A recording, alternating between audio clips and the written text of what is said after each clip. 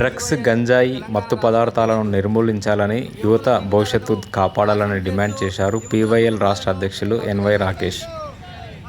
Drugs, గంజాయి, మత్తు పదార్థాలకు వ్యతిరేకంగా ఖమ్మం పట్టణంలో పీవైఎల్ జిల్లా కమిటీ ఆధ్వర్యంలో బైక్ ర్యాలీ నిర్వహించారు.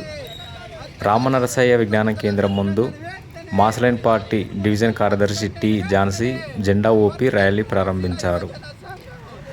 కొత్త బస్టాండ్, రాపర్తి నగర్ మీదుగా లైబ్రరీ, మయూరి సెంటర్, పాత బస్టాండ్, జెడ్పీ సెంటర్ వరకు ర్యాలీ కొనసాగించారు.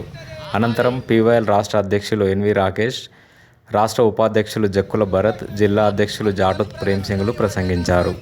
కార్యక్రమంలో పీవైఎల్ జిల్లా నాయకులు ఇస్లావత్ రమేష్, మామిడాల వెంకటేష్, నాయకులు మోహన్ రావు, శివలాల్ శంకర్, రవిప్రసాద్, శ్రీను, వినయ్, కె రవి తదితరులు పాల్గొన్నారు.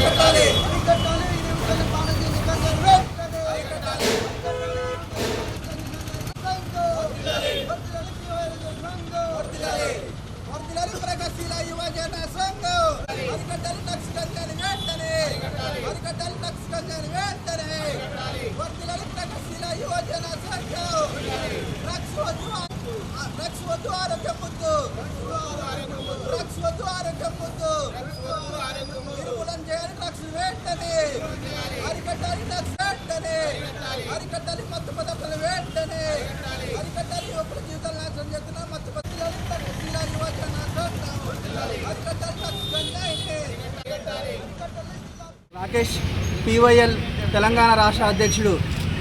యువకుల జీవితాలను నాశనం చేస్తూ యువకుల కుటుంబాలను పక్కదారులు పట్టే విధంగా పూనుకుంటున్న డ్రగ్స్ను, గంజాయిని, మత్తు పదార్థాలను నిషేధించాలని చెప్పేసి పీవైఎల్ తెలంగాణ రాష్ట్ర కమిటీ ఆధ్వర్యంలో జిల్లా కేంద్రాలలో బైక్ ర్యాలీ నిర్వహించడం జరిగింది.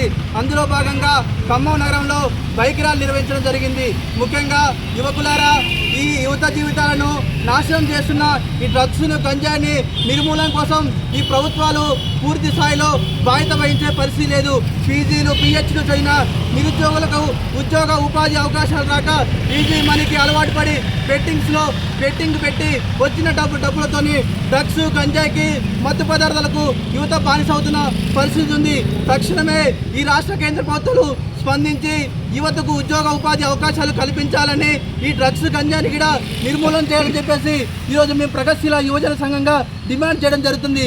ముఖ్యంగా తెలంగాణ రాష్ట్ర కాంగ్రెస్ ప్రభుత్వం అధికారులకు ముందు గ్రామాల్లో ఉన్న బెల్ట్ షాపులను బంద్ చేస్తామని చెప్పింది. ఇంతమట్టికి ప్రభుత్వం ఏర్పడి సంవత్సరంన్నర అవుతున్నా కానీ బెల్ట్ షాపులను రద్దు చేయకపోగా విపరీతంగా గ్రామానికి గల్లికి బెల్ట్ షాపులను ఓపెన్ చేస్తున్న పరిస్థితి ఉంది. గత ప్రభుత్వాల కంటే ఈ ప్రభుత్వం వచ్చిన తర్వాతనే గ్రామాల్లో విపరీతంగా డ్రగ్స్, గంజాయి, మత్తు పదార్థాలు పెరుగుతున్న పరిస్థితి కాబట్టి ప్రభుత్వం తక్షణమే స్పందించి ఈ డ్రగ్స్ను, గంజాయిని, బెల్ట్ షాపులను నిర్మూలన చేయాలని చెప్పేసి మేము డిమాండ్ చేస్తున్నాం.